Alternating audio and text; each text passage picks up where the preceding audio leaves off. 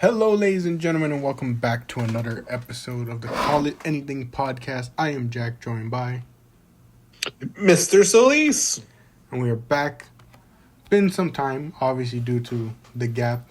WWE waiting all the way till the end of the month of January to give us a PLE. Sir, in all that time, how have you been? Obviously, winter break happened between us covering our top 10 matches of the end of the year and now. I've been good, holding my head above water. You know, week 4 into the semester, kids hunting me down for their grades. Otherwise, it's business as usual. I'm on the old Ozempic. That's new. Doctor said, you need help. Here's some help. So, we're seeing how that goes. I'm not suffering any of the nausea that people have. So I don't know if that's a good thing or a bad thing. Because I feel like the nausea is what helps people eventually lose weight. Yeah, I've definitely heard about the stuff, and it's like, I know there's things to be weary of with it, but Like anything. yeah, like I got a big weigh-in next week. I'm be like a UFC fighter, going in with my lightest shoes and my lightest shorts. yeah, that reminds me of that, like, it was from a sitcom. I forget what it was called. Like, they go to a place where, like, you pay what you weigh, and it's like, you wore jeans to this. Absurd. That's you're doing it wrong. Yeah, And how have you been, sir? I've been doing all right. Just been working, trying to better use my free time to actually do stuff with it. You know, I actually hurt my ankle about 2 weeks ago now, and Oh gosh. I've been feeling it still to this day. I was doing my exercising. I like to jump rope, and I landed on a rock in the backyard, and just been feeling it ever since. And it didn't help that I went to work like a pretty heavy workloaded week the week after, and Yeah. I even had to use some of my sick time to call off one of my days and leave early another day because it was like it just was too much. But I started icing it, and then I started heating it as of late to kind of like increase the blood flow to that area, really loosen up the muscles. Yeah. And I mean, I think I'm finally getting over it because I'm feeling pretty good, but there's still like just a slight bit of pain. So it's put a little roadblock into my journey that I started at the start of the year that I was doing pretty good Right with on. and being consistent with, but I'm ready to get back into it. But I'm just playing it safe because I don't want to further hurt myself. No way. But yeah, other than that, been doing pretty good. Great. But we are here to discuss one of the big events in the WWE, one of the big four, the Royal Rumble. I missed the Rumble because I was at work, and I wouldn't have missed it if it was taking place at normal time, but because we were in the land of Saudi Arabia, it was around like 11 o'clock over here in Arizona that it started, so... Yeah, I also watched it on a delay. So it was quite the anxiety-filled Saturday of avoiding Instagram and avoiding spoilers. Yeah, I did my best to avoid spoilers too, but eventually I did get spoiled the men's Rumble, and that really killed a lot of the interest I had in it. Dang. But I told Mr. Solis on, I think it was the Friday or Thursday before, I forget which day. It was somewhere like in the week leading up to it. I told him, I got a story to tell you on the podcast. So, Tell away. obviously the listening audience can't see the visuals, but I am wearing a fan-made CM Punk shirt, very kind of old school and playing off of the Austin design. It says Punk and then XXX, and on the back it has the arms crossed that he has with his arms taped up, and it says I think it says Straight Edge Society on the back of it. Hmm. So, um, I'm at work wearing it, and I'm going on my lunch, and one of my coworkers comes in that's going to start working with me in the department that we're working in. And so we're just there talking. I'm catching him up on what we're going to be doing, and I'm also talking to another coworker of mine. And one of our managers walks by, and I see him kind of looking at me, and he walks by, and he backtracks, I guess, after he saw the back, and then he looks again at the front. He's like, I had a feeling that was a CM Punk shirt. So I was like, oh, okay, Hmm. yeah, it's a CM Punk shirt. I was telling him, I was like, oh yeah, one of my coworkers was even telling me that they were talking to you about it, that you're a big Eddie fan, and he was like, yeah, Eddie Guerrero's probably like my favorite of all time. And I was telling him, oh, I'm surprised you never seen the Rey Mysterio one I wear, but he saw this one, and so I told my dad about it, and he was like, man, you ruined that guy and his fandom, because I was telling him, I was like, oh yeah, I wear this shirt, but I don't know if I can say I'm a fan of the guy anymore. And he looked at me a bit confused, and I'm like, he calls himself CM Punk, but he's not a renegade no more. He's not Punk. I was like, to me, when I see CM Punk, I look at it not as CM Punk. I call him Company Man Phil. Oh man. I was like, that's Company Man Phil. That's Corporate Manager Philip. Dang. And my manager, he looks at me and goes, wow, you really just dead named him like that? But I was like, he's not a renegade no more, he's Company Man Punk. He went crawling back, he's waving the flag of the company and all that. Yeah. So then when him and AJ Styles go at it on Monday, on Tuesday I go to work and he sees me again and he goes, I couldn't enjoy AJ and Punk because all I could think about in the back of my head was Company Man Phil. And my dad was like, look, you're spreading your saltiness. You're ruining it for other people. That guy used to feel alive on a Monday, and now he can't do that no more. But that was funny because then he started talking to me about Rumble predictions. He was like, come on, I want to hear what you got. I was like, Yeah. the entire time leading up to the Rumble, I felt bad because I wanted to give him an answer, but I told him my dad and I have the same mindset. We don't even know who's in it to be able to give guesses. And then obviously as the event drew closer, my dad and I started thinking more into it and giving our predictions. But he was my manager. He goes, I'm telling you right now, my bold prediction or hot take, Jericho's winning the Rumble. And I was like, Wow. what? So I told Mr. Solis, I'm like, I'll explain it to you more on the podcast. But my manager just said Chris Jericho is winning the Rumble. But then later on, he gave a more, you know, more down to earth prediction. He was like, I'm going with Mm. Randy for the men's and Liv for the women's because I just feel like she's been runner up for so long. She deserves it. And he was like, look, if Cena's getting a retirement tour, Orton needs one too. And I looked at him and I go, look, I don't want you to think I'm a negative wrestling fan, but I think we can all agree Cena deserved better. So hopefully Orton gets better too. That's really funny. Kudos to your supervisor. He knows game. He knows ball.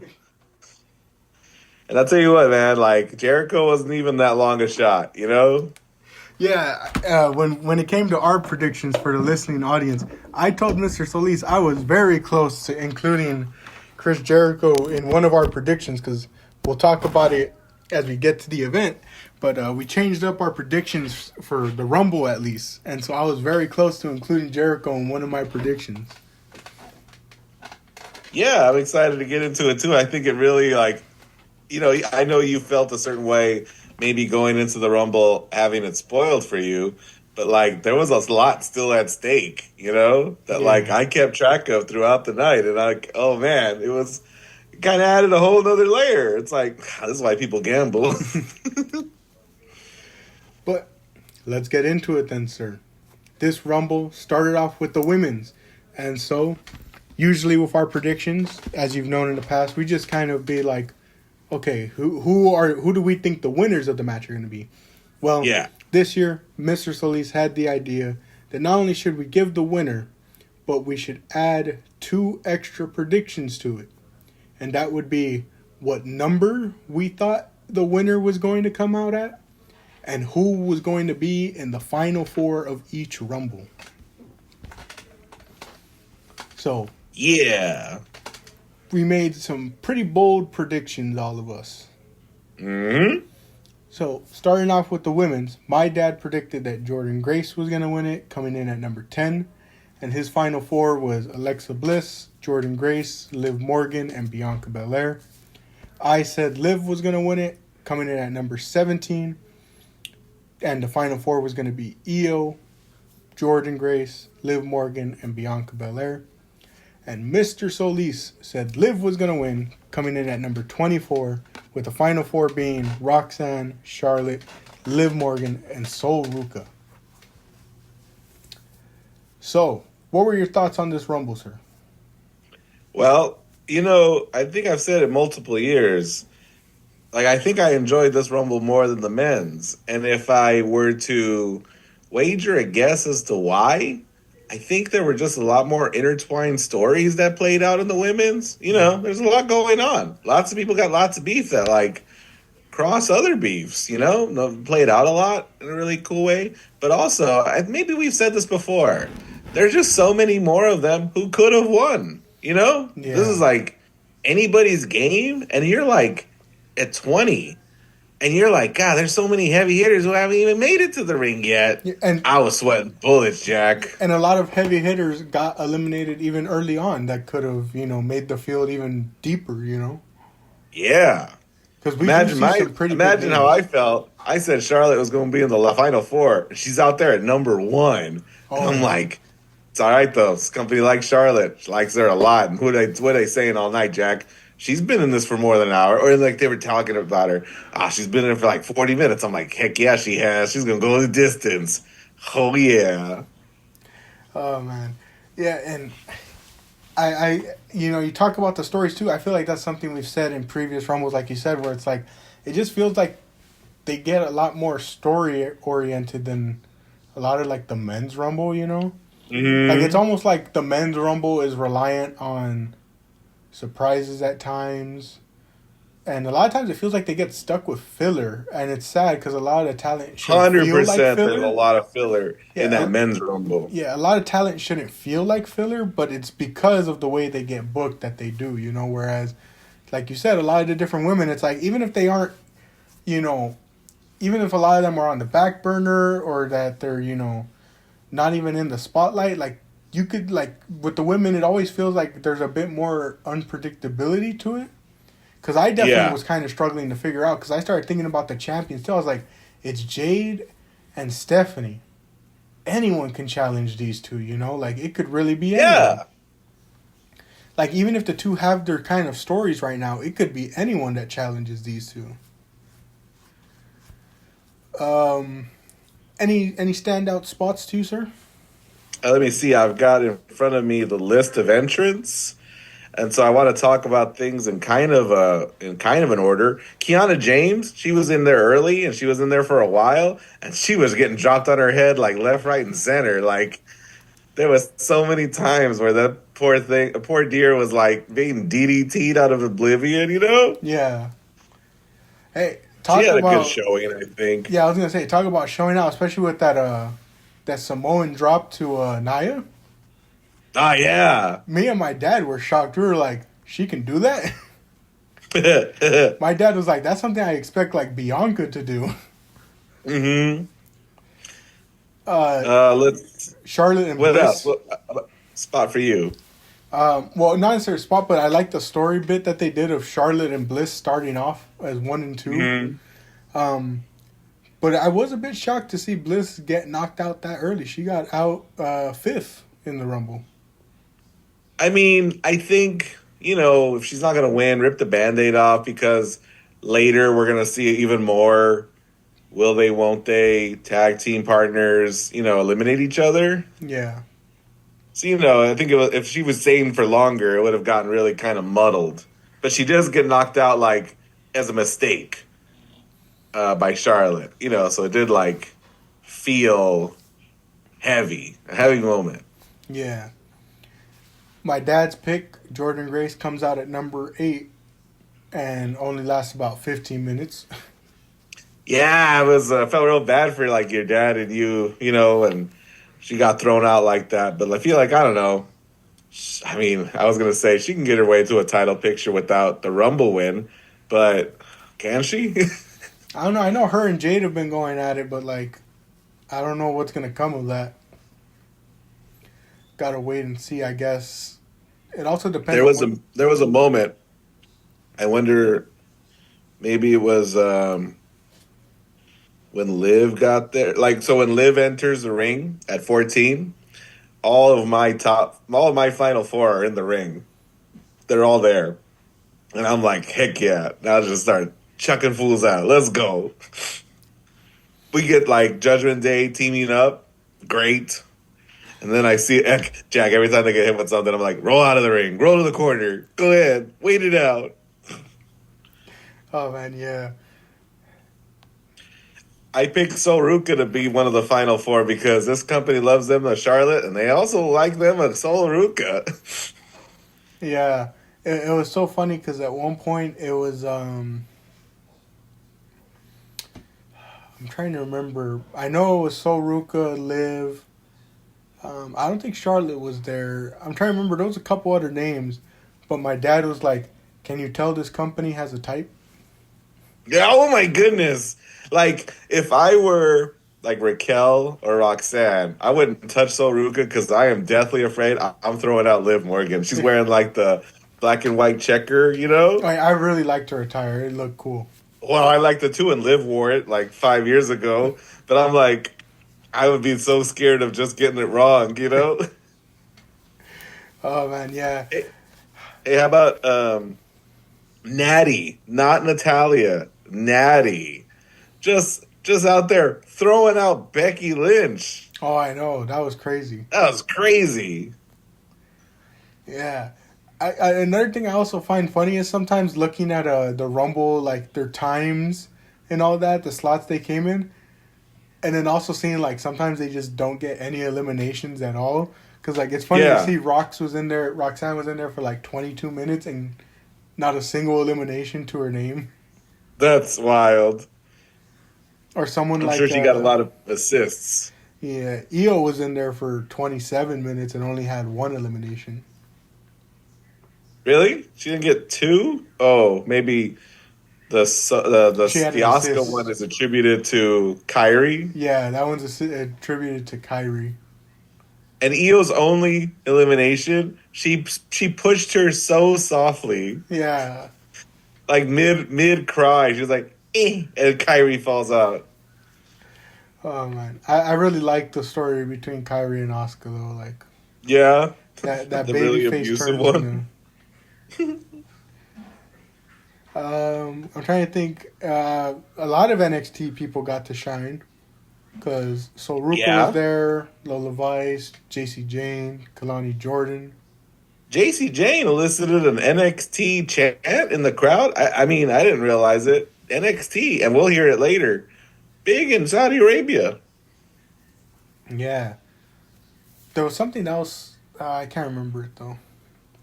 I'm trying to remember if there was any other big stories. I know Lyra and Bailey get eliminated by Nikki and a returning Brie Bella at 29.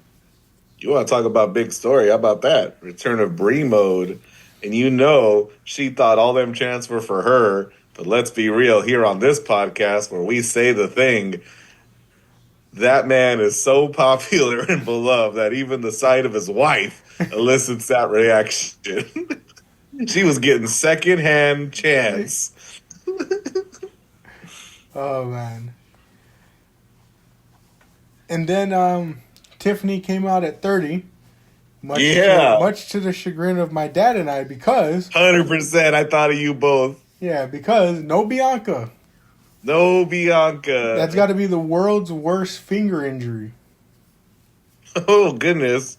She's been out with that finger injury for like 7, 8 months now. Like, man. But that was something that was something my manager was saying because he was like saying, "Oh yeah, I think Bianca could return too." But they did that last year with Charlotte returning and winning the Rumble. Do they really want to do that 2 years in a row? And I was Mm. like, okay. Even though he told me he's very much more like an old school wrestling fan and like hasn't really caught up too much with the modern time. Like, this is someone who at least has a lot more of a thought process than you could say for some current wrestling fans in the online space. Very funny. It's in Saudi Arabia. I don't know if Montez Ford was on the card at all, but maybe they're just like, we're staying home. Oh, man. I saw something else about that, too, where, like, I think it was, like, with Dom. Like, people saw he wasn't even in Saudi Arabia. Like, he was posting that he was, like, in, like, I think, like, San Diego or something. And people were like, Is he just not showing up? I mean, he's not in the Rumble. Balor couldn't get in the Rumble, so maybe Dom couldn't either. Yeah. None of the male Judgment Day participants were in there, actually. No. Yeah, JD wasn't in there either. Neither of them. Man. But we came down to our final four with Raquel Rodriguez, Liv Morgan, JC J. Or not, sorry, I was looking at the wrong NXT part here. So Ruka and Tiffany Stratton. Tiffany. Jack, I got the wrong Judgment Day female competitor. I guess Soul, Liv, and another Judgment Day member, but I got the wrong Judgment Day member. I did too. And I was trying to see. Hey, Liv chucks out Raquel like immediately. Yeah. That's that didn't go over really well with Raquel, and in the post show, Liv was like right away spinning the narrative of, she has her title match coming up, so now we both have title matches. I knew that. I must have known that she and Vaquero were gonna fight. I don't know if I knew when, but funny way of looking at it. Funny way of spinning that. Yeah. And so that leaves us with Liv, Soul, and Tiffany as the final three. And as Solis and I were talking about this before the podcast, it was a talking point that the 3 and technically 4 people that were left in this Rumble, very young, born in the 90s. When you compare it to what we'll see later on in the men's one division's future is pretty bright and doesn't have to worry too much. Another division it's bleak. Dang. It's funny? Right around now, maybe not too long before this, Soul hit a Soul Snatcher, and in my mind, I was like, heck yeah, she's been safe this whole time because she wasn't going to get eliminated before she hit a Soul Snatcher. Yeah. I like the one she hit on JC Jane, and I like that, I like the way they did it, where after hitting the finisher, she just throws her out, and I like the way, JC sold it, where it was, she was basically dead weight, and, it made the elimination that much more earned in a way. I also like the Soul Snatcher doesn't always have to come off a turnbuckle. Yeah. It can come off the middle of the rope. Yeah, that was good too. And I really liked the final sequence. I kind of see both sides to Soul's elimination because she goes for a Soul Snatcher on the outside and gets pushed out. And some people admit, I get it. It doesn't, I get both sides of it. On one hand, you could view it as she's a rookie. This is her first Rumble. She's trying to show out. So she's going to make that rookie mistake. But also I could see the side of well, that also still does kind of make her look a little bad because it's to go for a move like that. But I think the whole rookie outlook of it outweighs the outlook of not being as smart, Yeah. I like the rookie story aspect of it, of she's never been in a Rumble before. She's getting caught up in the moment of being in the final 3 of her first ever Rumble with this crowd, being as rowdy as it is. Of course she's going to try and go for a move like that to please the crowd. And maybe it's not a lack of smarts. Maybe it's a gap in her move set. That she doesn't have any other move to lean on. She's like, well, I've got the Soul Snatcher. It's never failed me before. Better hit it out here. And you're like, maybe I need some kind of move that gels better with the apron, Yeah. And then... Hey, but you know what move gels well with an apron? The Oblivion. That was really good. Liv oblivioning hitting the Oblivion on Tiffany, but in such a way as that Tiffany lands out of the ring. Yeah, and I know it's not necessarily a callback, but I like that callback to when her and Rhea in 2023 had that like final spot on the apron, and like it's her finally getting back that moment that she lost being risky on the apron. But Liv wins it. She came in. Liv wins it. 3 spots too earlier than I predicted. Dang. And 10 spots earlier than you predicted. Double dang. But you and I each walk out with a point for the win. My dad, yourself, and I get another point for predicting Liv to be in the Final Four. And you get a point for also having Soul. I am very aware that I'm ahead in the points at this point in the night. And I am relishing in that. Oh, man. I'm like buying my Soul Ruka t-shirt at this point in the night. This is the only difference between our picks. I was thinking about it too, especially when I saw Grace get eliminated so quickly, Bianca not showing up. I was like, oh man, this is not looking good. But it's good to feel. It feels good on top. But we move to our next match, which is Gunther versus AJ Styles, career-threatening match. If AJ Styles loses, he'll be forced to retire. Going into this, we gave our predictions. It was a clean sweep, all of us thinking AJ was going to do it. I threw in the stipulation that AJ was going to win by DQ, that like Gunther was going to get himself disqualified and prolong this feud. Yep. Mr. Solis thought AJ was going to make him tap. Yep. Because Gunther likes to tap. Yeah, to Ilya, to, who's the other one he tapped to? Jey Uso. Oh, no wonder I forgot. What were your thoughts on this match, sir? It was a Gunther match. It was a hard-hitting affair.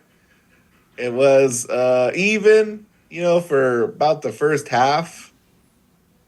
And I think I was kind of bored of how even it was. I think I was really into it when AJ really started to show how worn out he was becoming. And you know what the commentators did? And it was I feel like maybe sometimes they ham it up too much, but I think this time it was maybe a right touch. Like it was just right. They sort of mentioned that the referee is actually a guy who's refereed AJ's matches like since he was in TNA.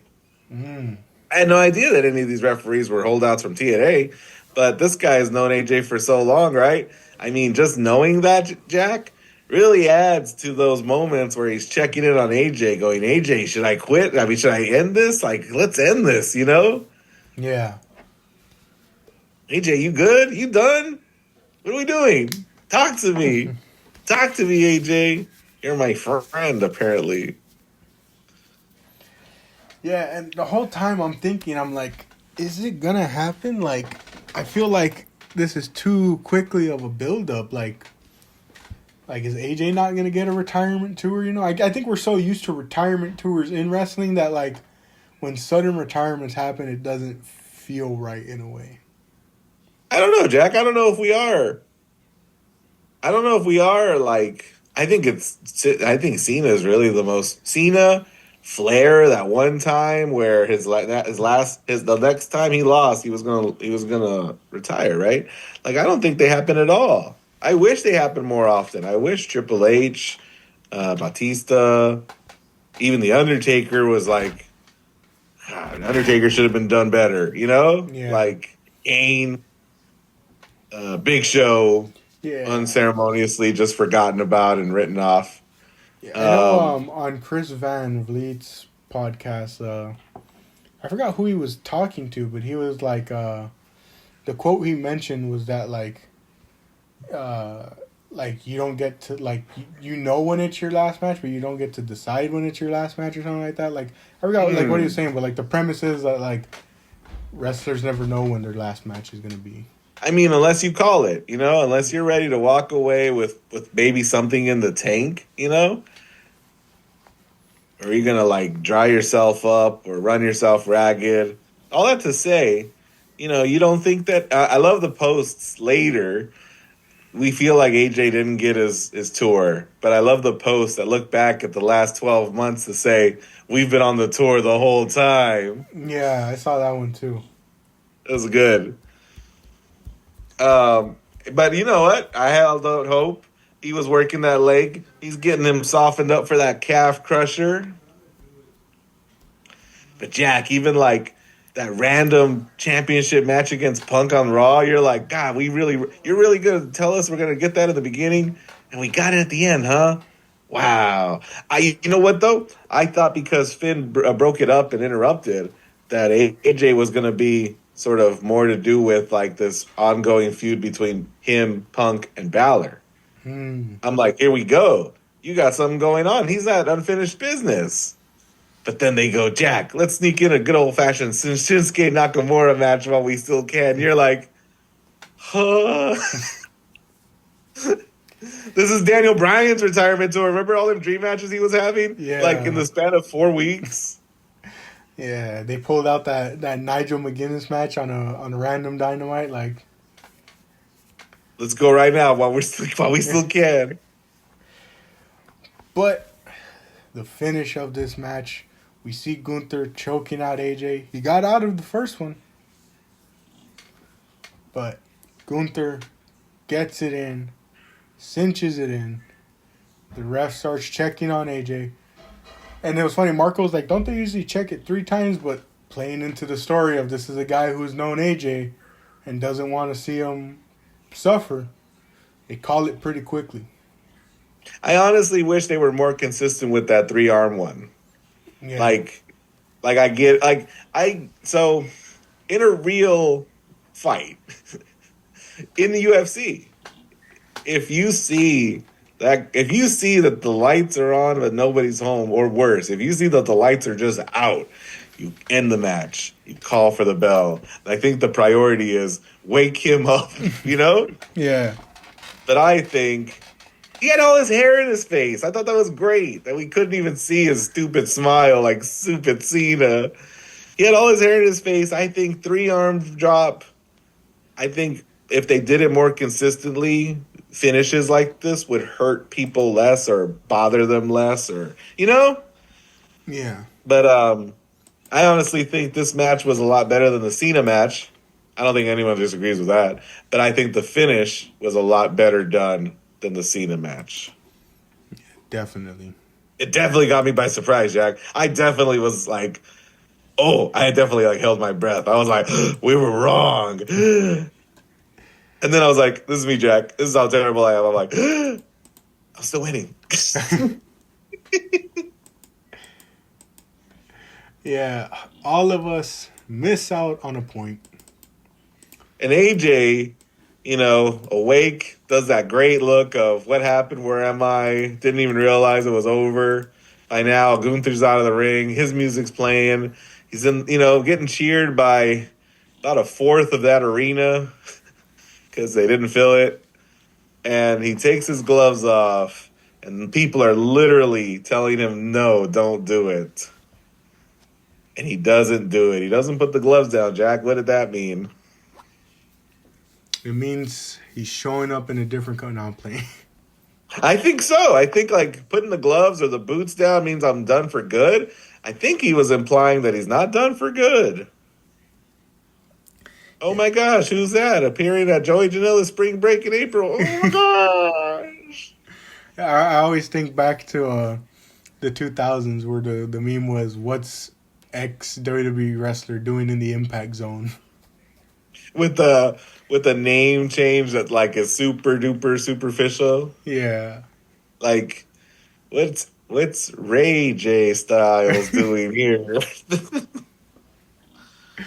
Oh man. My buddy Joe was like, I hope he doesn't show up in TNA. I hope he goes anywhere else. Yeah, I saw people getting into it online because they were like, the best argument I saw was someone saying like, I get it, TNA, because that's where he started, nostalgia, but there's no one in that company that he has history with. All the people he has history with are in different companies. I mean, what are you talking about, Jack? You're not trying to watch AJ versus Kaz in 2026? You don't want to. You don't want to see AJ versus Eric Young? AJ versus AJ Francis. Battle of the AJs. Yeah, but hey, no, get this, Jack. So this is actually my reaction. AJ's passed out. He doesn't respond. The ref calls for the bell. AJ's WWE career is over. We've been on the retirement tour the whole time.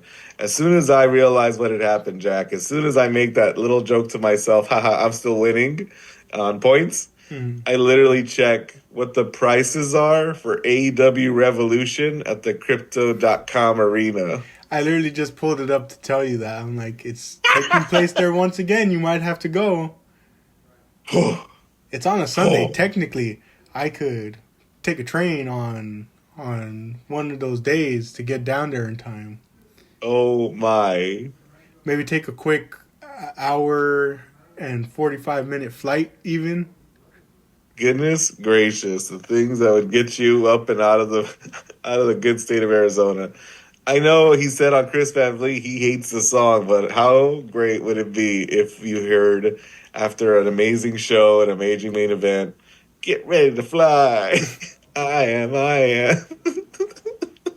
Yeah, the one thing I do wonder is, like, let's say he does go to AEW. I'm trying to wonder, do they, like, what's the way they bring him out? Do they wait till Revolution?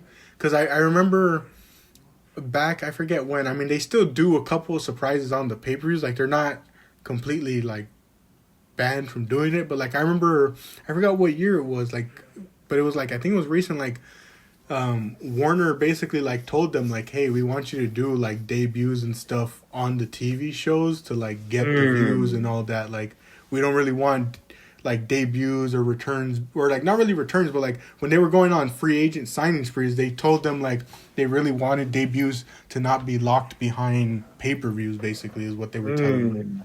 So, like, I mean, that's interesting. I don't, like, well, here's how I would debut AJ Styles. Ready?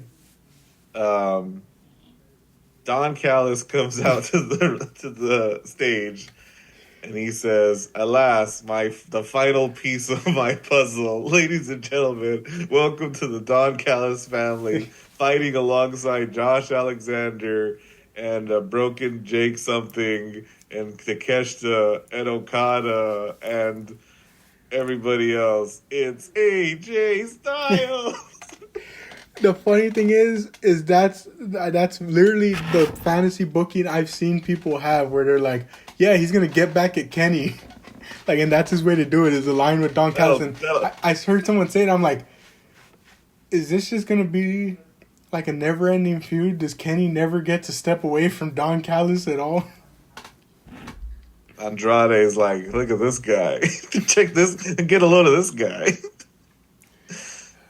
I saw another, I brought it up in the top 10, how TikTok edits are really affecting how I perceive certain, like, wrestlers or feuds and matches. I saw someone do an edit of the Don Callis family, and the top comment was so true. It's like, it's crazy how the Don Callis family actually has a lot of people's, like, favorite wrestlers in AEW, but Don Callis is, like, one of the most hated people in wrestling. So it's like, no one really likes Don Callis, but his group is one of the best AEW has right now. Because I don't know what it is about the group. Like, even, like, though a lot of people stick out, I like, I still don't, like, really care too much about Rocky and Trent being in the group. But it's like, I look at a lot of those guys and I'm like, yeah, like, they're pretty good, and, like, it's cool seeing them in, like, this big group that, like, even if they're losing, it's getting them TV time, like. And you know what, like, it's a hard pill to swallow.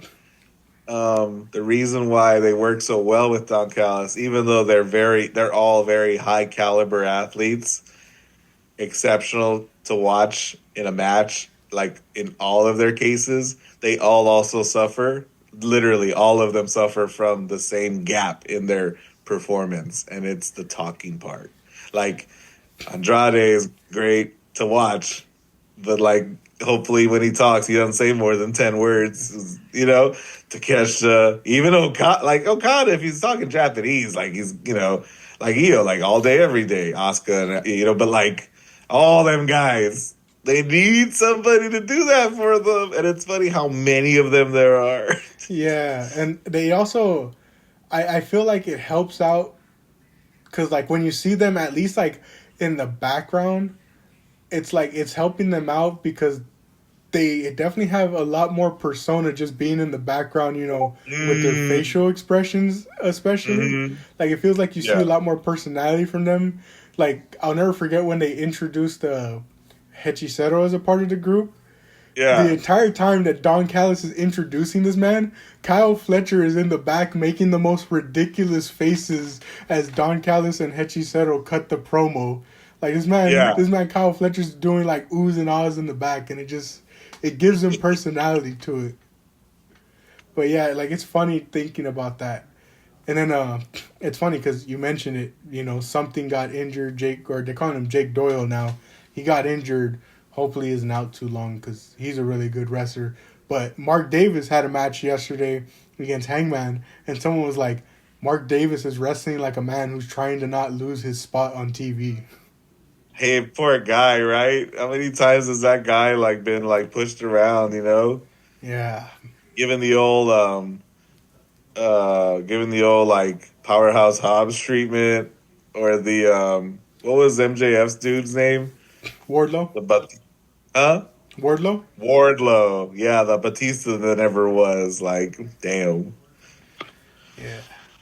But yeah, that is the number one thing I've seen is people being like, well, if he wants to get back at Kenny for kicking him out of the Bullet Club, Don Callis is the easiest way. I'm like, don't do that, please.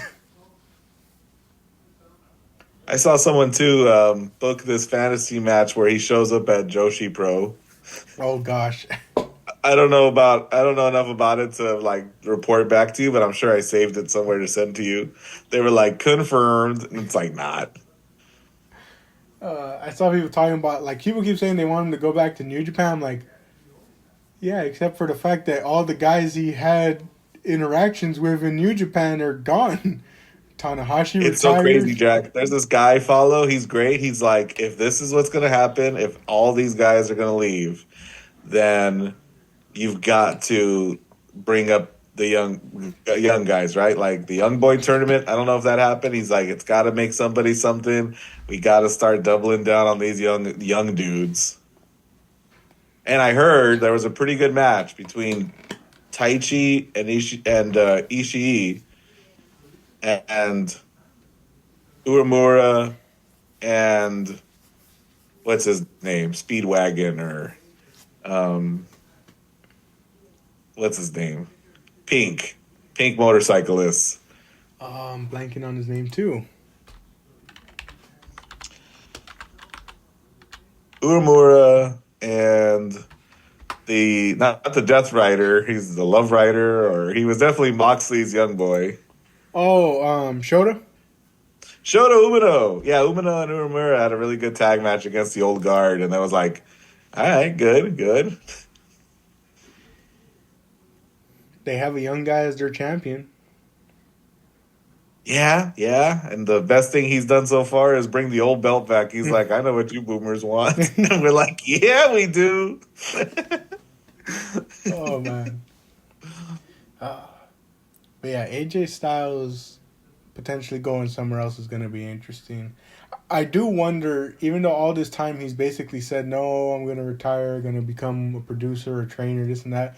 I do wonder, like, how many, especially of, like, some of these, like, older wrestlers who don't necessarily have an allegiance to WWE, like, because obviously in Orton and Cena would never do it, but, like, someone like Styles, I wonder how much seeing, like, Sting's final run and Bryan's final run in AEW, like, really got to them and, like, hey, if I want to go somewhere where my final run can be like a big focus, Yeah. and get a big send off that not many people get in wrestling, like you mentioned.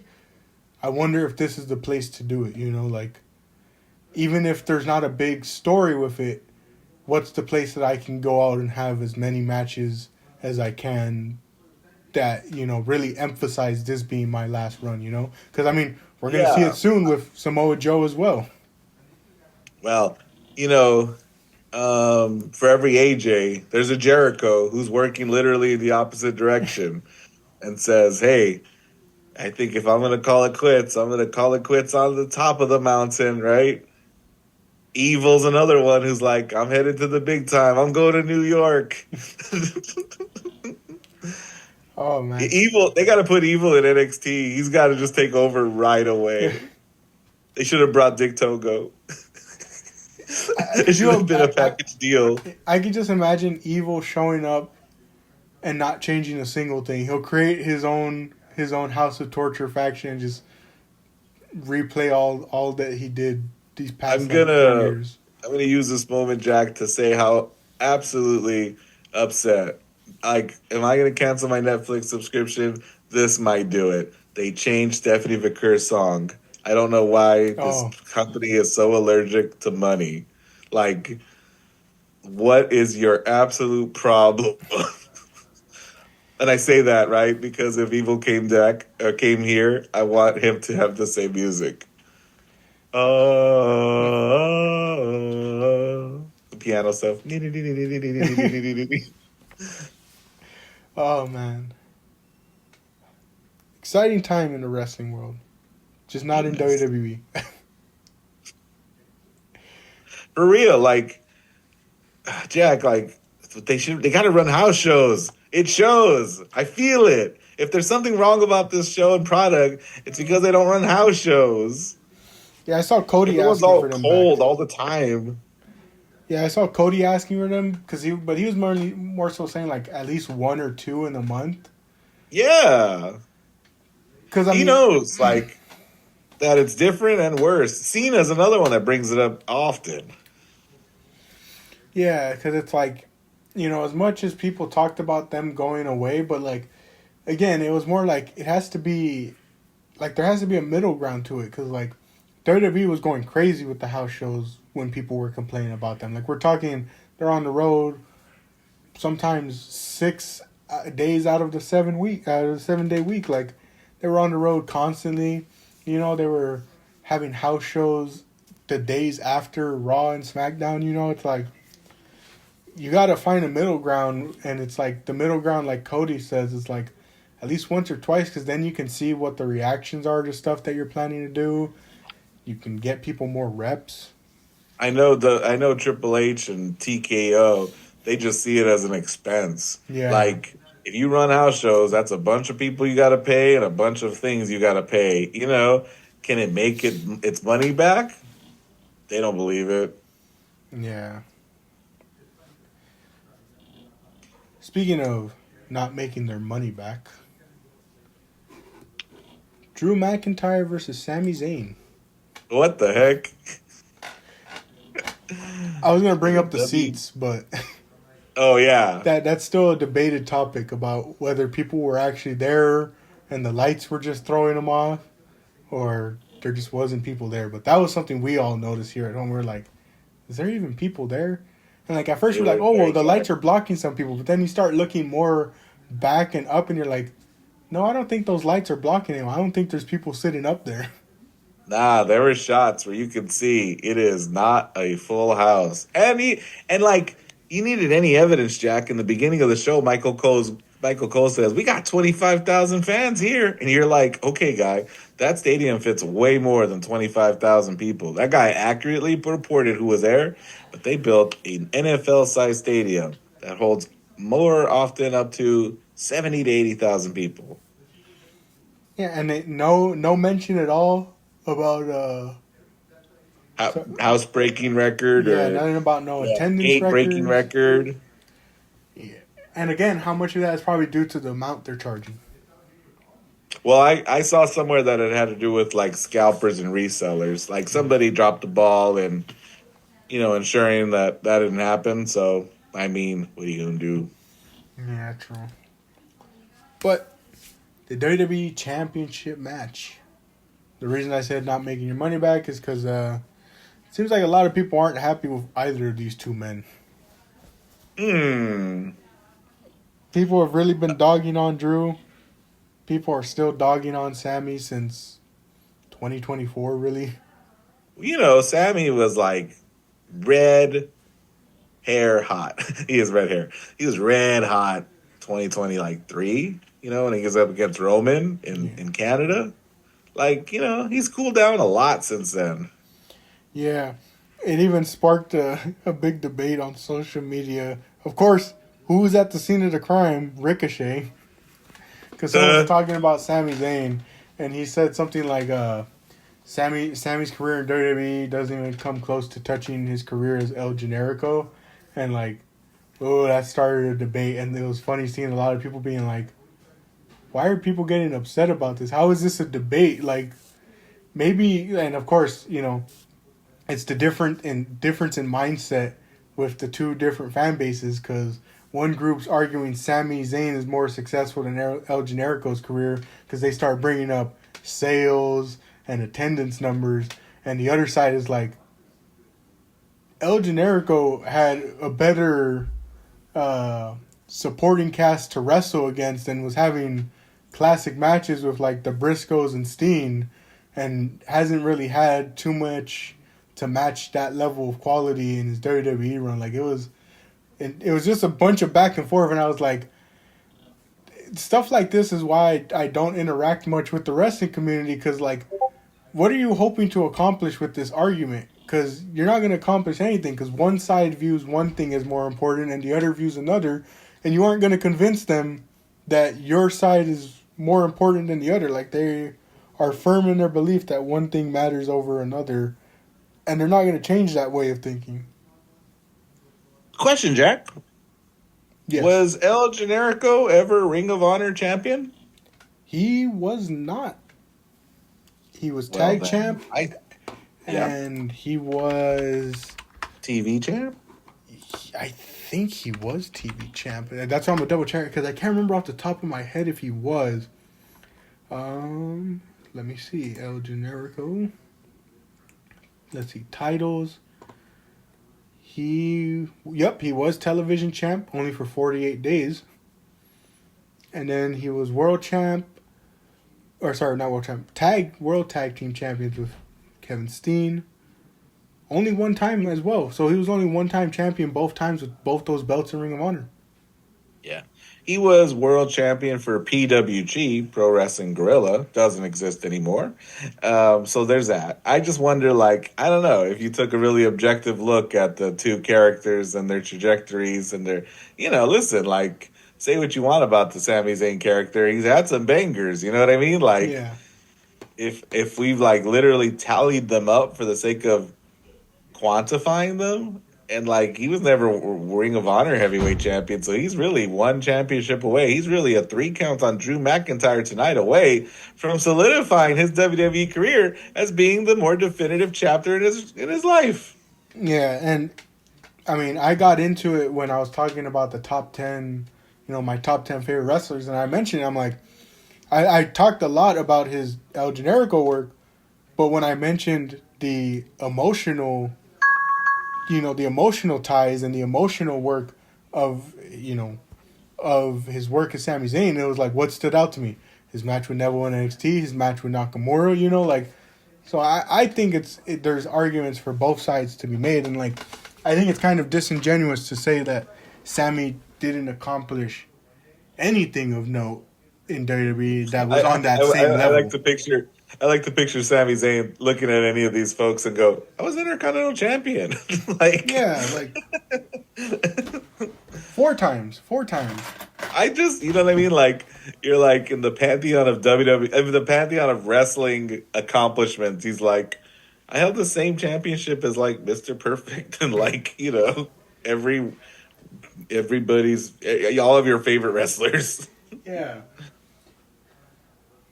What are your thoughts on this match, sir? Though. Um, like I think our predictions telegraph yours, mine, and your dad's. We didn't think Sammy's going to pull this off tonight. I was happy to be surprised, proven wrong. I wouldn't have been mad at that. It's really, standard affair. No stipulations. Yeah, I wasn't expecting too much out of it. I wanted, you know, just a good showing and a good story. Yeah. But I don't know. I wasn't too blown away by it. No, me neither. Nothing that I can recall stood out at all. Yeah, it was serviceable, but I don't know. I can see like the craziest thing was seeing people talk more about Drew McIntyre after this match and talking about like, again, someone who has definitely cooled down in years past. And it was just funny seeing people be like, man, he really sacrificed it all with that back bump on the steel steps against Punk. They were saying like it just feels like he hasn't been moving the same since that spot. Oh man. Or maybe it's the pain that he feels from carrying this company on his back for so long. True.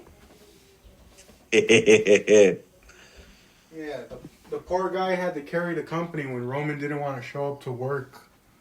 Dun dun dun. While still being champion, by the way. Dun dun dun. Yeah, I don't watch SmackDown because I don't have cable.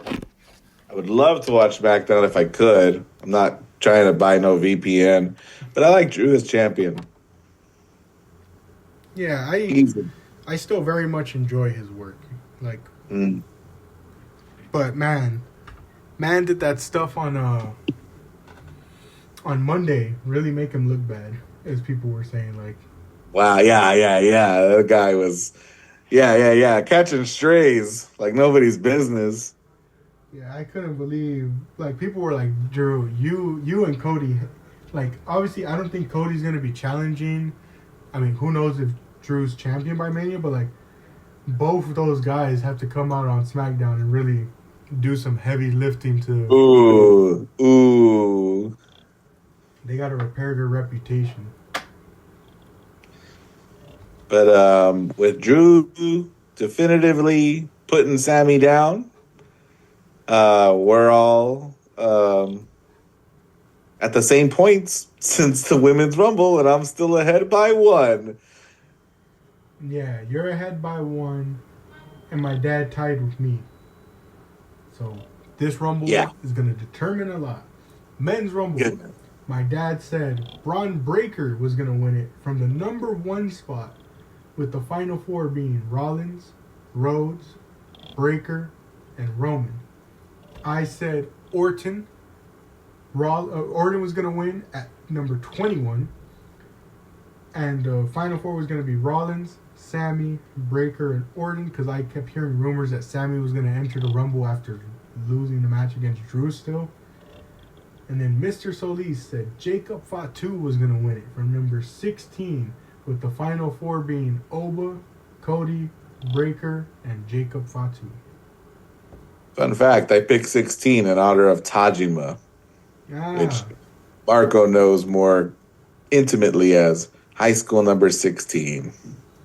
Yeah. And 24 was my birthday for the women.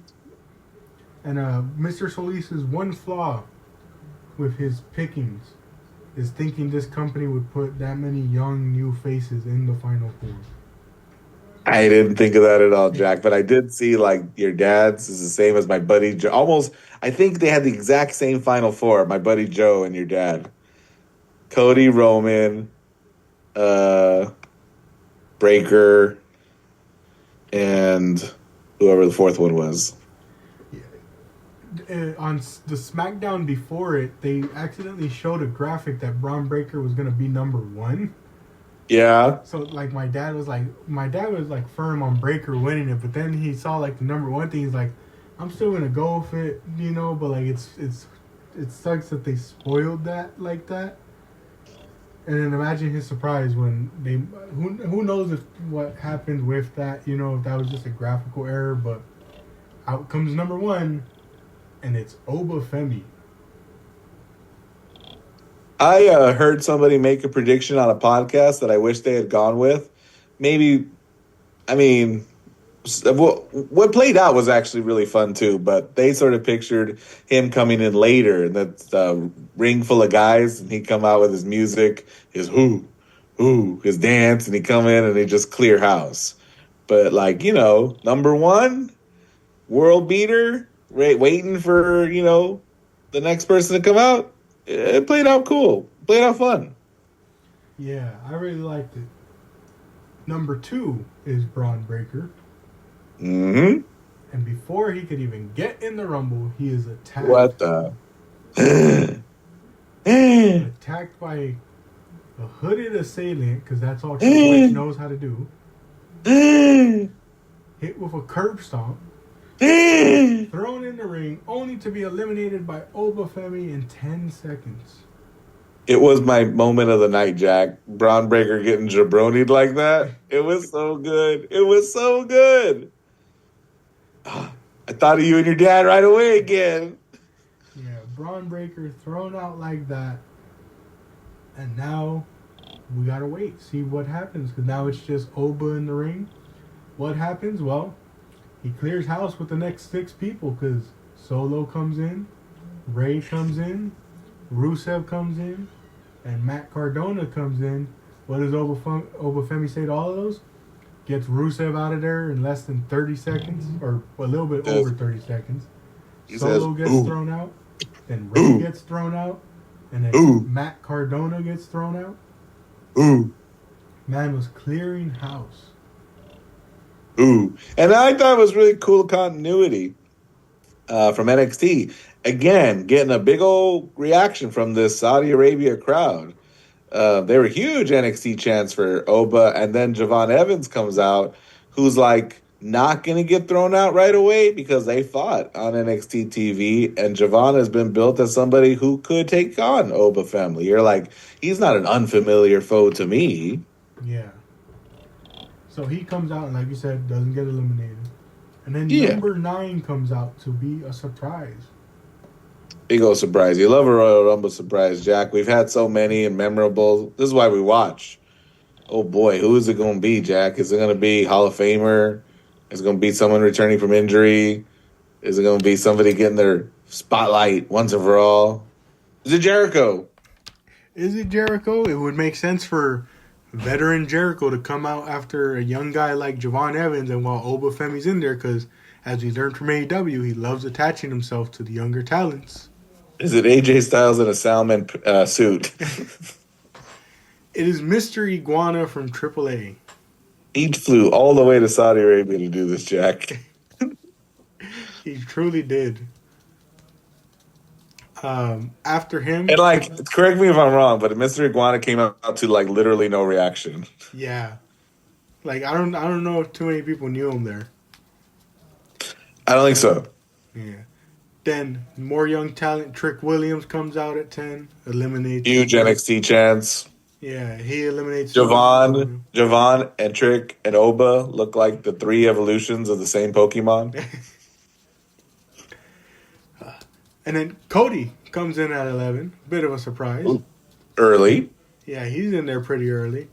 But that's 4 pretty big names in the ring right there. Yep. And then we get El Grande Americano, followed by the original El Grande Americano. Jack, I think this moment was wasted on Saudi Arabia. Yeah. I think they deserved a better reaction in the States or Mexico, and I think they got an even better reaction on the Raw after. Yeah, definitely. And why is the original El Grande Americano going to come out with a beard he never had and a mask he's never worn? What are you doing? Yeah, I don't know. Very confusing stuff. Stop being stupid. Yeah, I couldn't believe it.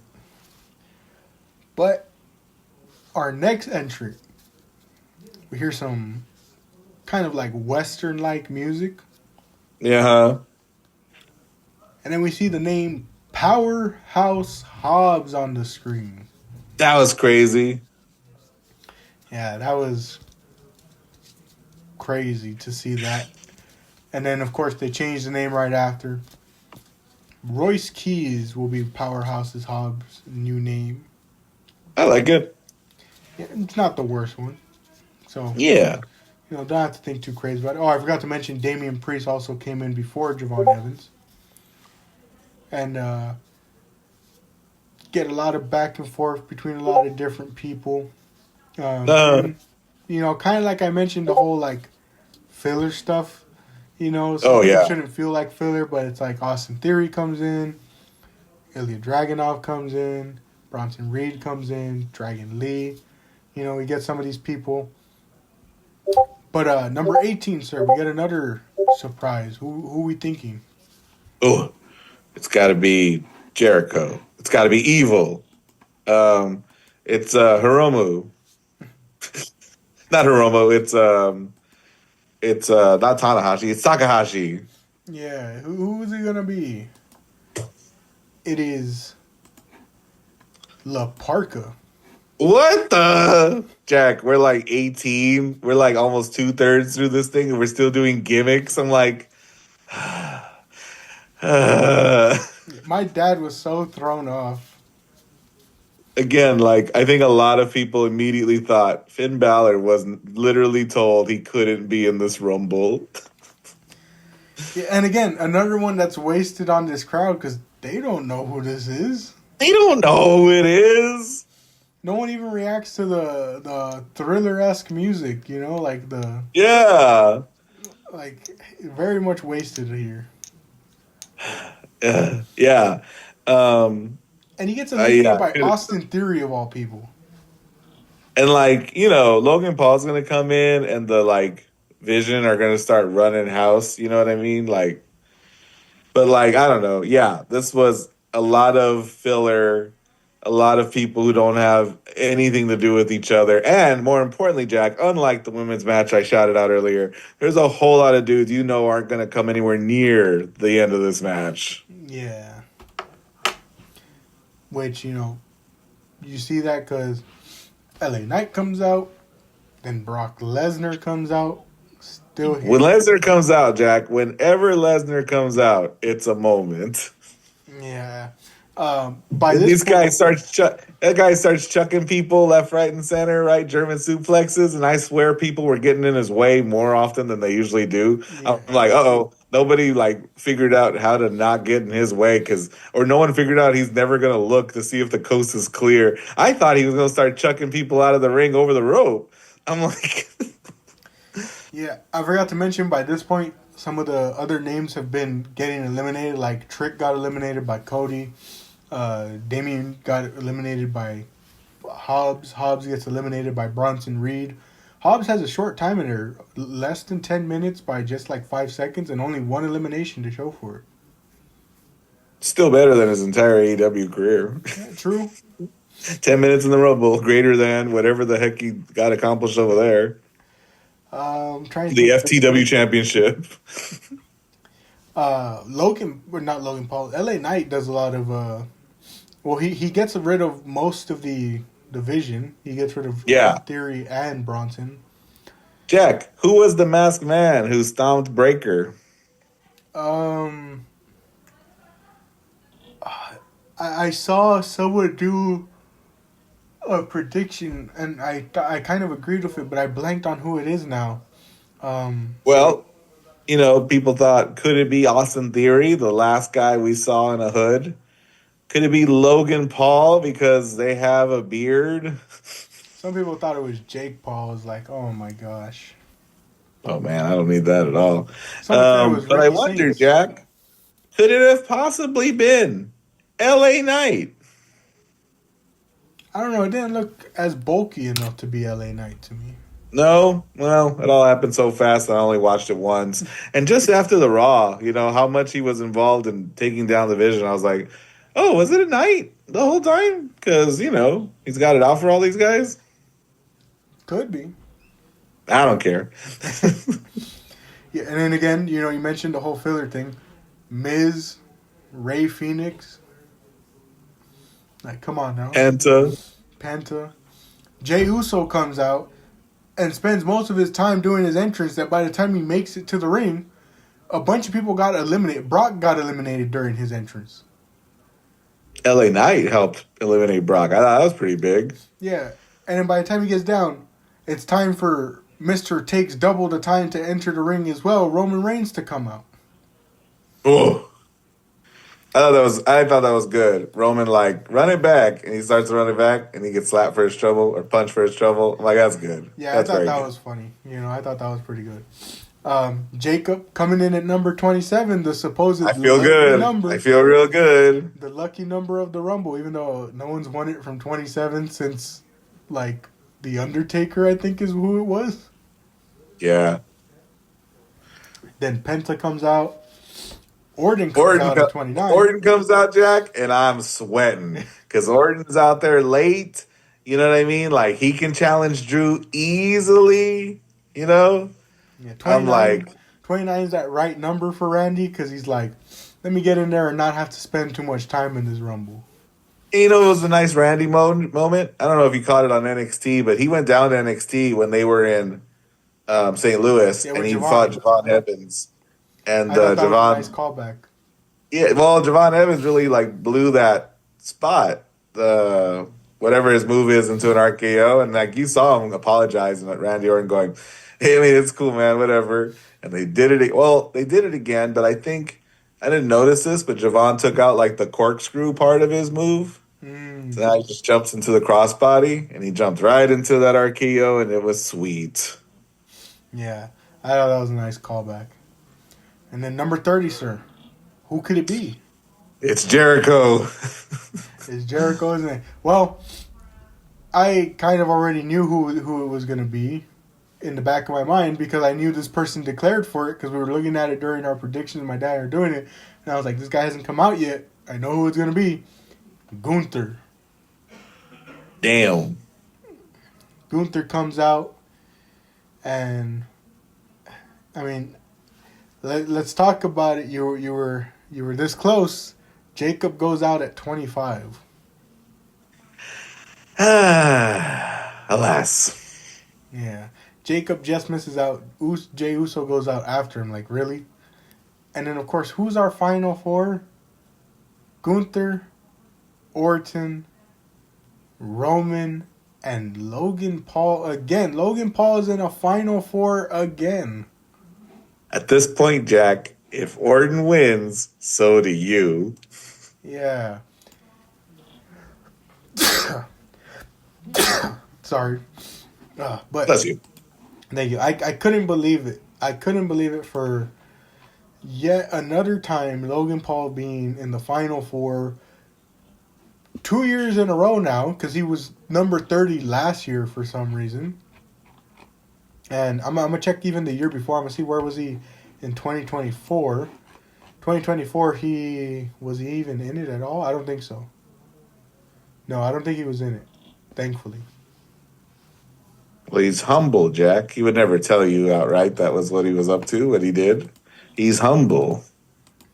He's humble. Well, yeah, 2 years in a row of Logan Paul being in the Final Four. Really? And, I mentioned it during the women's stuff. I said we talked about it before. Everyone that was in that Final Four other than Logan was the 80s. I think Logan was just barely 90. 90s. Yeah, 1995. Yeah, he's a brat. At this place, Jack, I'm like, well, if it's Gunther, they're doing something with him that I've wanted them to do since he beat, frankly, Goldberg. But it's hard to imagine at this point that they're going to send the crowd home, upset or disappointed in the heel win, right? It's not going to be Logan. So it's Roman or who else was the fourth? Randy. Randy could have won it. Randy should have won it, but I didn't want Randy to win it because then you would have won. And the crazy thing, I heard about this show going apparently long, that they had to cut some time because you look at the match. I don't know how long it lasted, but the person who stayed in it the longest was Javon Evans at 40 minutes. No one reached the 50 mark. Meanwhile, I saw that. They announced that the night after.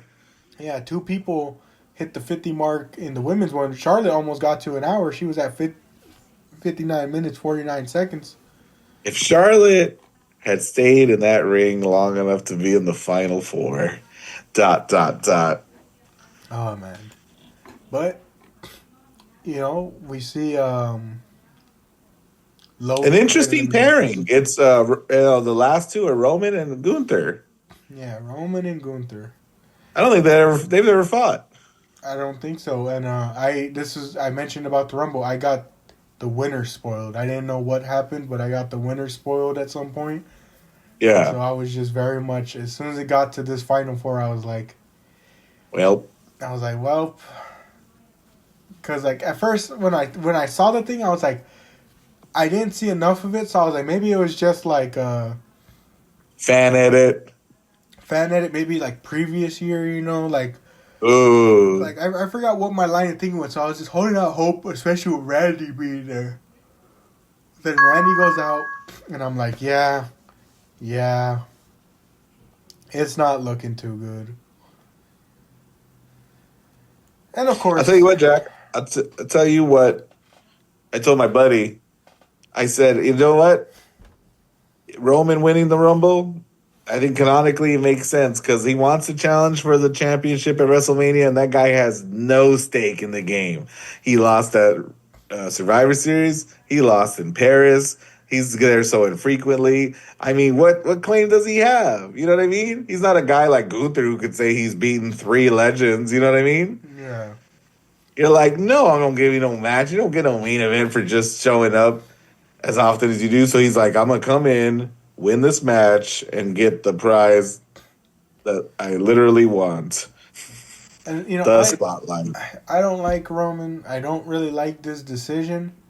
But when you look at the rest of this Rumble, like, what are your options? Gunther, who people are still like 50-50 on, because like a lot of people were upset about him retiring AJ. I like Gunther, but like I can admit, like, your choices are Gunther versus Drew or Gunther versus Punk. Gunther versus Punk already proved it wasn't that like the greatest. Yeah. And I don't know, do we think Drew can pull it out of him, with, like we mentioned, his injuries that he's had? Well, I'll tell you what, if it was Gunther, a lot can happen between now and April. Champions could be switched hands, True. Elimination Chamber is still a thing. Yeah, that actually is true. People are expecting that to happen with Drew, but also one of the women's championships, even because they're like, I don't know, there's not really much direction there. I mean, Liv is going to challenge Stephanie, which I saw coming a mile away when they ran into each other in the hallway. And I was like, golly, how small is Stephanie McCurry that Liv looks so big compared to her? Oh, man. But yeah, so I look at the rest of this list and I'm like, who else? Like, Orton was there, but Ray Phoenix. La Parka. Book it, you cowards. La Parka versus Drew. I don't know why that seems like such a match that would have happened when Drew first got released and was building his name back up on La Parka. Yeah, La Parka versus Punk. La Parka wins, unmasks the reveal. It was Seth Rollins the whole time. I wouldn't be surprised. But speaking of Rollins, that loses my dad and I a lot of points because we thought he was going to be showing up. Especially because of that ESPN thing where they were like, I don't know if you saw that, but they brought up him in the Rumble. And that man, the face he had was like, it almost like, it made you feel like he was going to be there. Because like, he gave the face of like someone who was like, why are you bringing this up? You're not supposed to be spoiling this. I wonder if they changed the plans because of that. Like, I wonder if Breaker getting out so early was to, like, I don't know, erase it from people's minds. Like, don't keep them waiting for something that's not going to happen. Because maybe the longer Breaker would have been in there, the longer you expect Rollins to come out. Yeah, true. Cody also gets eliminated pretty quickly, so you and my dad lose points. Oba did. And I liked how Cody got eliminated. He, doing the old skin the cat. But Drew comes out and foils it for him because Drew's just the worst. And that was great. Yeah, that was great. Breaker obviously went out first, so my dad, you, and I all lost points. Yeah. My dad gets a point for having Roman in the Final Four. I get a Nice. point for Orton being there. You lose a point because Jacob didn't win. And then also because Oba didn't make it to the final. There we go. See, they're cowards. Oba should have won the Rumble. I don't care if he came in at number one. You need more winners from number one to kind of bury that history. So why not throw another number one winner? Why not make a big star out of Oba Femi, who has arguably the brightest future out of some of your young prospects? Oh no, they won't do it. I'm just saying. AEW would do it. I don't Welcome to know. the Don Callis family. Oba Femi. Oh my gosh. But that finishes the night for my dad with 3 points. And Mr. Solis and I tying with 4. I'm on top. That's like Kane and Daniel Bryan. I am the champion. Oh man. I'm the points champion. Is the next show Elimination Chamber? Probably, right? Probably. Yeah, it'll be interesting to see that one. Especially because that'll probably be the first show where the three of us have to make the decision.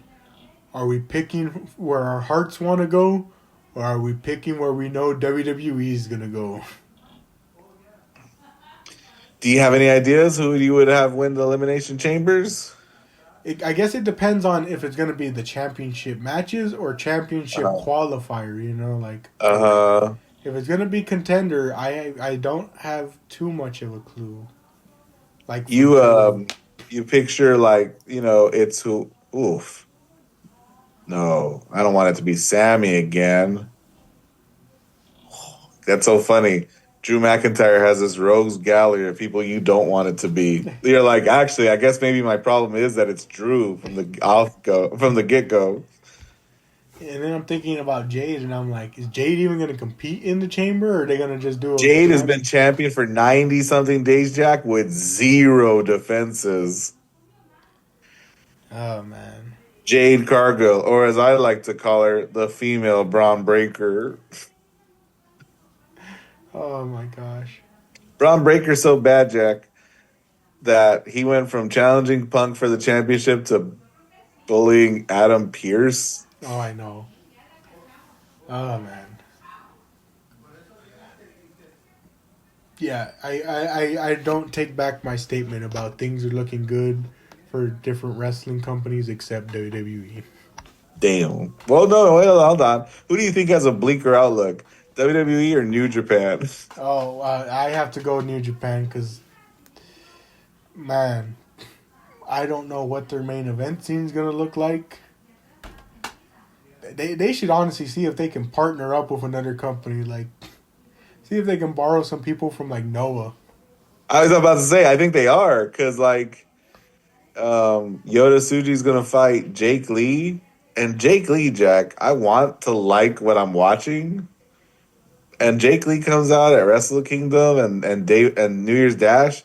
And I'm like, I don't get his gimmick. Is his gimmick is he doesn't try? You know what I mean? Like, why do I feel like he should be trying more? You're on TV. You're gonna challenge for the world title. Like, I don't know, man. It was like I don't like this at all.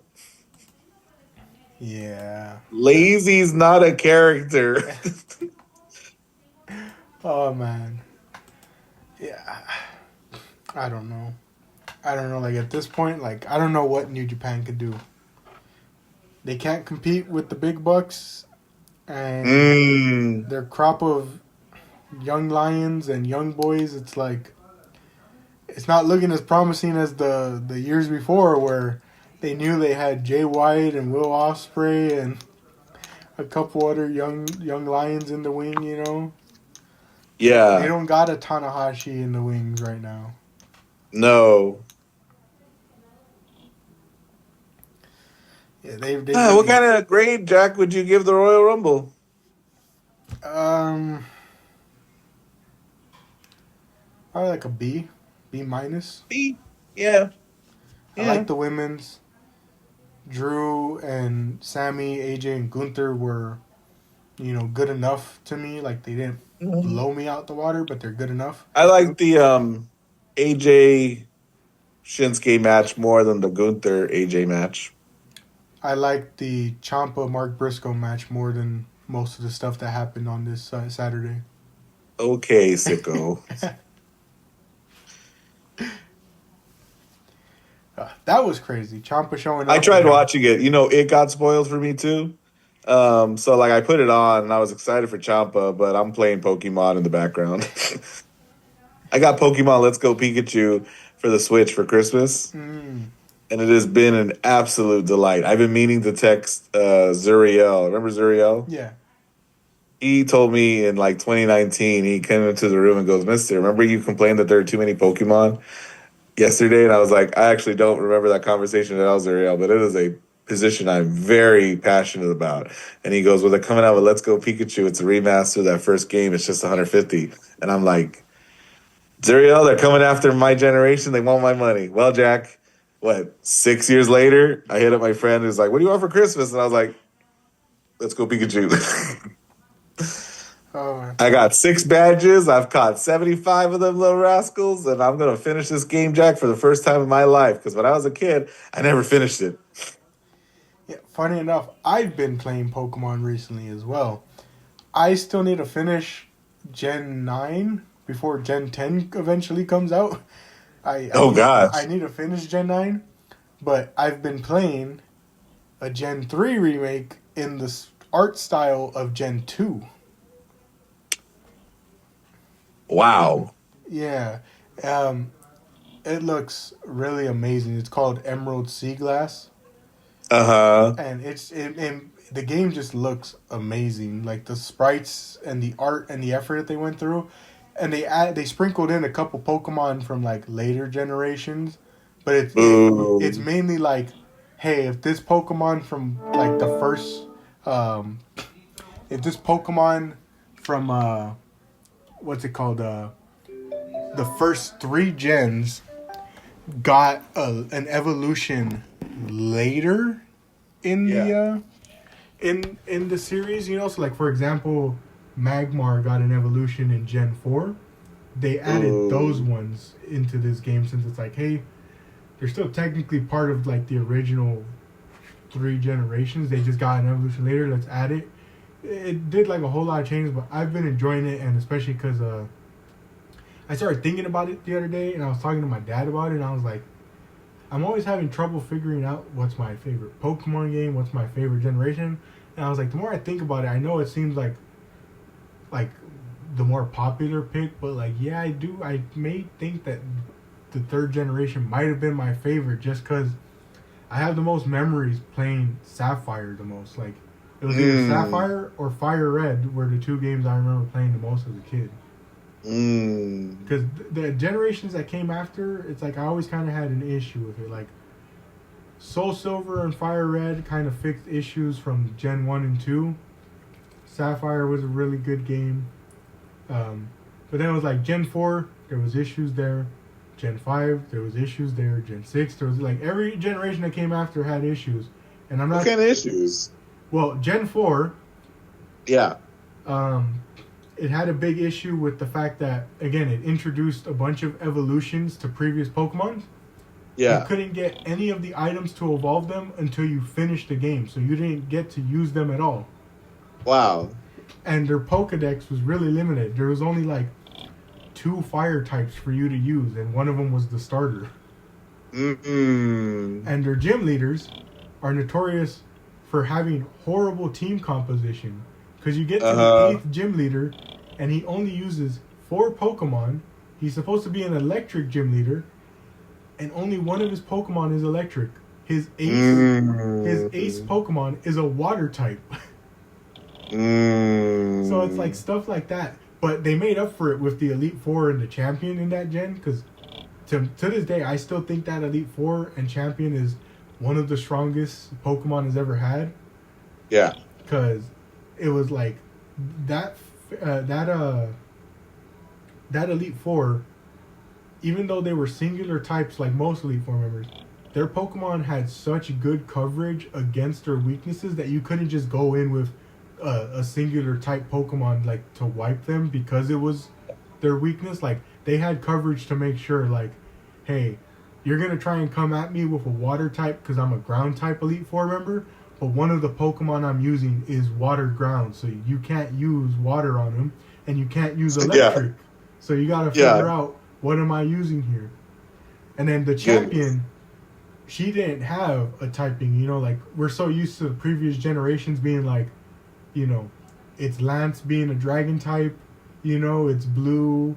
Well, Blue kind of had the, you know, the different team aspect, but like Cynthia in Gen 4, she didn't have a type, and she had a crazy spread. Like, she had a dragon type, she had a ghost type, she had a water type, a flying type. Like, she had pretty crazy coverage. Like, you had to go in with your own balanced team to take her on. Gen 5, its fault was it had a bunch of cool Pokemon that like kind of looked cool, but also the dex was also kind of weak because that's the generation with the ice cream and the garbage bag. You know, it's like you're scraping the bottom of the barrel sometimes trying to get Pokemon. Oh my. Well, let me tell you this, Jack. The only fault that the first gen made was finishing. You're like, how could something so great have an end? I want more. And the second gen's greatest flaw was that it existed. Get this, Jack. If we can turn this podcast into a Pokemon podcast for 2 more minutes. So I'm playing, right? And it's a remake of Red or Blue. And the things that they've changed over the last literal 20 years, they upset me so much. And it's so funny. Like, I catch myself. I know I'm in the wrong. But, like, so you don't, you know, when you grind, you don't knock a bunch of Pokemon out. They insist you catch them. You're not even, like, fighting them. There's 1 or 2 where you're battling them. It's like, oh, my gosh, you're in a position where you've got to use your Pokemon against them. It happens so infrequently, though. For every other encounter, you've got to try to catch them. And catching them earns your Pokemon experience points, right? Mm-hmm. And I'm like, and I know why they did it. Because you can pair this with Pokemon Go. And you can trade with folks on their phones. And you can, you know, do that, right? So they're like, catch a bunch of Pokemon so you can trade with your nephew. But I wanted to just leave a field of dead Pidgeys and Rattatas, and you know what I mean? That was great. Just like, because I don't want them all. I don't want a bunch of them and filling up my Pokemon cart or whatever. I want to leave a bunch of fainted Weedles and Kakunas, like, all over the place, dead, right? I'm like, maybe they're just trying to, like, downplay that, like, visual that I'm trying to build so much. Another thing, Jack, you have in Red, you had an opponent or like a lifelong enemy, right? Mm-hmm. It was Gary from the anime, and now it's this guy. They're like, name your friend here. So I named my friend, and he's like so supportive. I'm like, I hate this. I want you to hate me, and I want to be like. He's like, hey man, hasn't this great? You look great. Good luck. And like every time we run into each other, he's like, you're the best. You're cool, man. And I'm like, I hope he has like that slow burn where at the end, like, I don't know, he develops like a sincere, passionate hate for me. But so far, it's just been this really amicable, loving friendship. Gary is there. He pops up even less frequently, and he is a little braggadocious. But like, I'm like, this is a weird change to make. Yeah. I've definitely seen that about the Let's Go series as well. Like, I have a playthrough, and like they have that issue too. It's funny you mentioned about Gen 2 and like existing. Its biggest flaw, it introduced a whole nother 100 Pokemon, maybe more. I forget what the number was. You couldn't even obtain most of them in its region. You had to go back to Kanto to get most of those Pokemon that they Whoa. And their gym leaders are notorious for not using Johto Pokemon. Wow. That is very funny. And I don't know if anyone made the claim, Jack, that Pikachu's OP, but I'm loving it. I found this guy who said, hey, you want this move for your Pikachu? It's called Zippy Zap. Jack, it KOs so many things in one hit. And I'm like, heck yeah, dude. Oh, man. If I could hear people complain about it, nah, man, I'm about to beat this Elite Four with not just a set of like type Pokemon, Jack. Pikachu's gonna do it for me. Oh man, Pikachu's the Roman Reigns of well, you know what? He came in the '90s ish. We can call him John Cena. John Cena, the greatest of all time, the never seen level 50 in my game. Although maybe I'm more inclined to call him Roman because I don't like Roman and I don't like Pikachu. So, oh man. But any final thoughts, sir? No, this has been fun, Jack. Long overdue. Long overdue for sure because WWE in their schedule, AEW not drawing us in enough to cover their pay-per-views by pay-per-view. I mean, really, they haven't had one. Like, we didn't watch at World's End, bless you. AEW Revolution, shaping up to be something special. Yeah, that might have to be the one, especially if someone gets ready to fly. Ooh. It's gonna be me. I'm telling you. I'm gonna conquer my unwillingness to fly and head back to LA for this one moment. As the plane coasts over the clouds, we can hear you from the ground saying, "I'm coming for you, AJ." Oh man. But I guess with all that being said, thank you all for joining for another episode. More to come, obviously. Likely Elimination Chamber. And it'll be fun to get our predictions going once again. This time, because last year we missed Elimination Chamber. We didn't get the chance to do Elimination Chamber. So that'll be a fun one to do. And then WrestleMania. Goodness gracious. That one will be very interesting to see. And I'm sure me and your dad will make predictions for Josh Barnett's Bloodsport. You mean we're not having predictions for Windy City Riot? But new beginning this month. I will say this, for Mania season, I'm hoping all three of us can have a better Night 2 experience than last year where yes. We all went 0 for something on the rest of the matches that weren't the women's championship match and Cena versus Cody. And I don't watch Unreal. I don't want to ever watch Unreal, but my prediction is that if I watched Unreal, they would go, "Yeah, so this was the original lineup and it's all my picks." We got to move some things. It was all your picks, and then Michael Hayes got involved and was like, "Nah, they can't be doing this. You got to be doing this." Hate him. With that all being said, I've been Jack, joined by Mr. Solis. Thank you all for joining for yet another episode, and we'll catch y'all in the next one.